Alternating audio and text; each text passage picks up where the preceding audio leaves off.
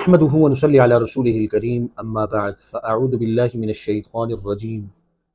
بسم اللہ الرحمن الرحیم۔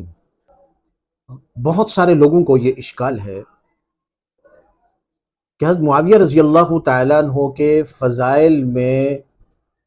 کوئی صحیح حدیث نہیں ہے۔ سب سے پہلی بات تو یہ ہے کہ ایک طرف وہ باب قائم کر رہے ہیں کہ حضرت معاویہ رضی اللہ تعالیٰ عنہ کے فضائل میں کوئی صحیح حدیث نہیں ہے، تو فضائل کا جو باب ہے اس میں صحیح حدیث کا ہونا ضروری ہی نہیں۔ محدثین کے ہاں فضائل میں اگر ضعیف روایت بھی آ گئی تو فضائل کے باب میں اس کو قبول کیا جائے، چاہے جائے کہ حضرت معاویہ رضی اللہ تعالیٰ عنہ کی شان میں مختلف احادیث جو کہ گزشتہ دروس میں بیان ہوئی سامنے آئی ہیں۔ یہ جو سوال پیدا ہو رہا ہے، اس سوال کے پیدا ہونے کی اگر وجہ پر غور کیا جائے تو وجہ بہت آسانی سے سمجھ میں آ سکتی ہے۔ ایک تو یہ سوال تب پیدا ہوتا ہے کہ کوئی صحیح حدیث بتاؤ جبکہ قرآن مجید میں صحابہ کرام کے فضائل موجود نہ ہو۔ حالانکہ قرآن مجید میں مطلق صحابہ کرام کے جتنے بھی فضائل بیان کیے گئے ہیں ان فضائل میں حضرت امیر معاویہ رضی اللہ تعالیٰ عنہ شامل ہیں۔ اگر ایک شخص قرآن مجید کے ان فضائل کو نہ مانے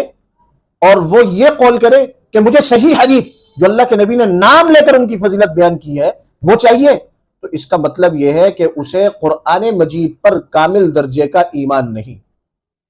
حالانکہ قرآن مجید نے بڑی وضاحت کے ساتھ سورۃ الحدید میں فتح مکہ سے قبل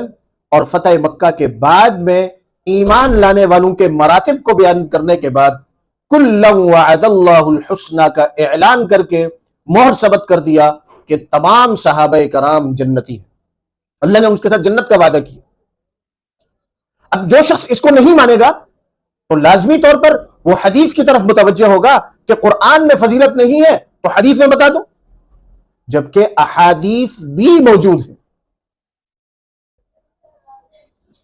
تو ایک وجہ تو یہ ہے کہ یہ اشکال انہیں پیدا ہوتا ہے کہ جو قرآن کے بیان کردہ صحابہ کرام کے مطلق فضائل کا منکر ہے اور وہ اس میں حضرت معاویہ رضی اللہ تعالیٰ عنہ کو شامل نہیں مانتا، وہ قرآن مجید کے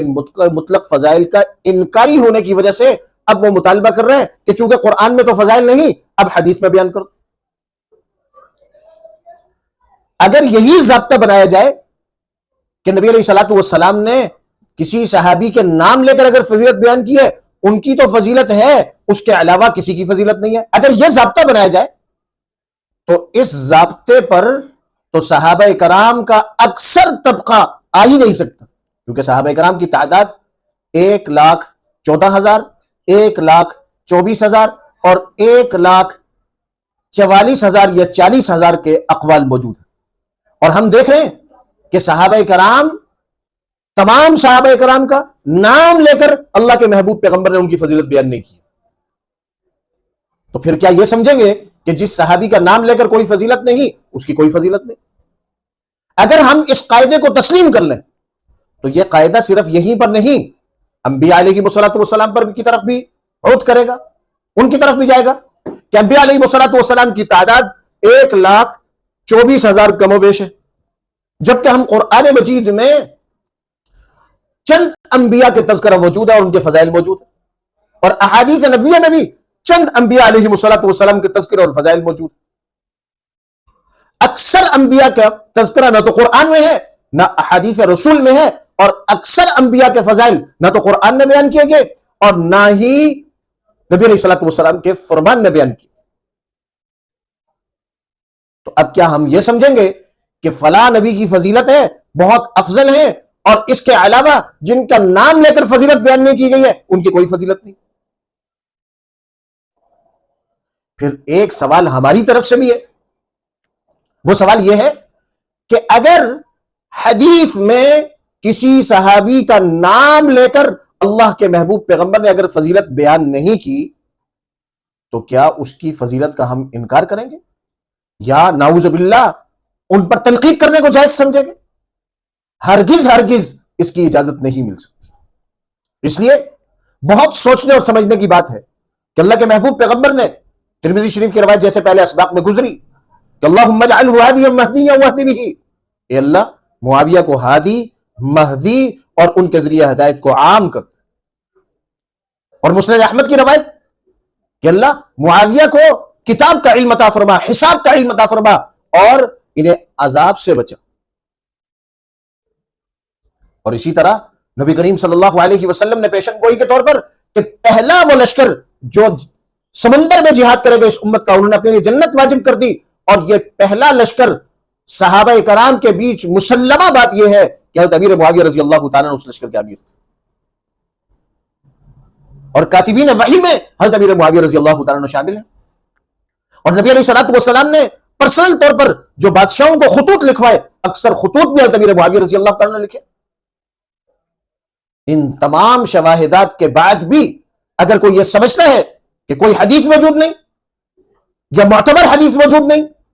تو اسے چاہیے کہ وہ اپنی جہالت کا ادراک کر لے کہ اسے اپنی جہالت کا علم نہیں۔ انشاءاللہ حضرت امیر معاویہ رضی اللہ تعالیٰ عنہ کا ڈنکا بجتا رہے گا جب تک ایمان والے زندہ ہیں۔ امیر معاویہ رضی اللہ تعالیٰ عنہ کا لکھا ہوا قرآن پڑھتے رہیں گے اور ان کا تذکرہ کرتے رہیں گے، اور امیر معاویہ رضی اللہ تعالیٰ عنہ کے ساتھ عقیدت رکھتے ہوئے آگے بڑھتے رہیں گے، کیونکہ امیر معاویہ وہ صحابی رسول ہیں کہ جنہوں نے آدھی دنیا سے زیادہ نبی کریم صلی اللہ علیہ وسلم کے پرچم کو لہرایا۔